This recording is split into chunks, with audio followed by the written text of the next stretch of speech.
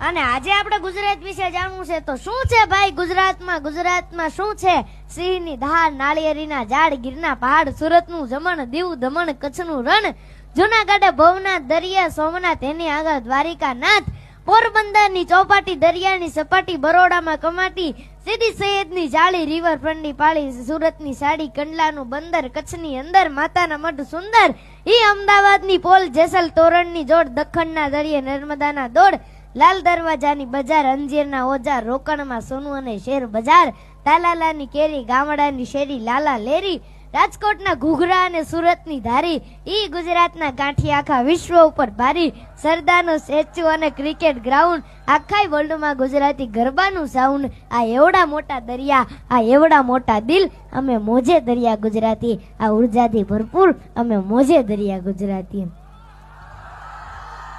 એ હથેળીમાં